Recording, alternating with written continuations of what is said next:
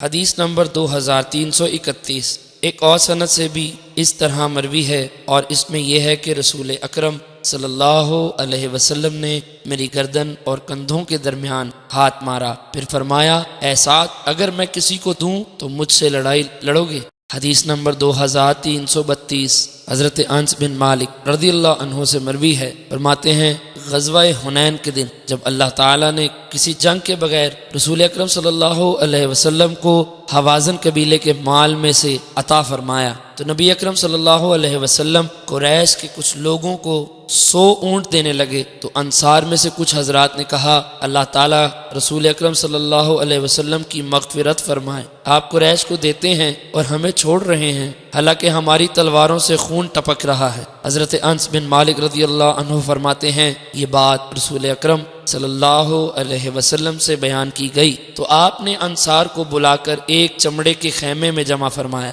جب وہ جمع ہوئے تو آپ ان کے پاس تشریف لائے، آپ نے فرمایا تمہاری طرف سے مجھے کسی قسم کی بات پہنچی ہے؟ انصار میں سے سمجھدار لوگوں نے عرض کیا یا رسول اللہ صلی اللہ علیہ وسلم، ہم میں سے عقل مند لوگوں نے کوئی بات نہیں کہی، کچھ کم عمر نوجوانوں نے یہ بات کہی ہے، انہوں نے کہا کہ اللہ تعالیٰ رسول اکرم صلی اللہ علیہ وسلم کی مغفرت کرے، آپ انصار کو دیتے ہیں اور ہمیں چھوڑ دیتے ہیں، حالانکہ ہماری تلواروں سے خون گر رہا ہے۔ رسول اکرم صلی اللہ علیہ وسلم نے فرمایا میں ان لوگوں کو دیتا ہوں جو تازہ تازہ کفر سے اسلام کی طرف آئے تاکہ ان کے دلوں کو نرم کیا جائے۔ کیا تم اس بات پر راضی نہیں ہو کہ لوگ مال لے جائیں اور تم رسول اکرم صلی اللہ علیہ وسلم کو لے کر گھر جاؤ؟ کون سی دیکھ، اللہ کی قسم جس چیز کے ساتھ تم واپس جاؤ گے وہ اس سے بہتر ہے جو وہ لوگ لے کر جا رہے ہیں۔ انہوں نے عرض کیا جی ہاں یا رسول اللہ صلی اللہ علیہ وسلم،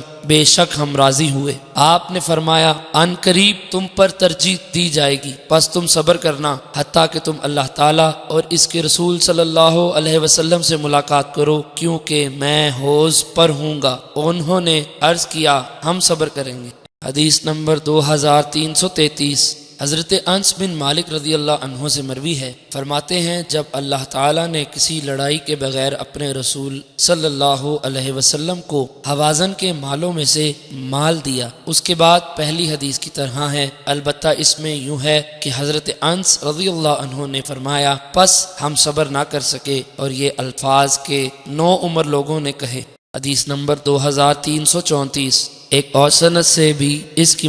مروی ہے، اور اس میں ہے کہ ہم صبر کریں گے۔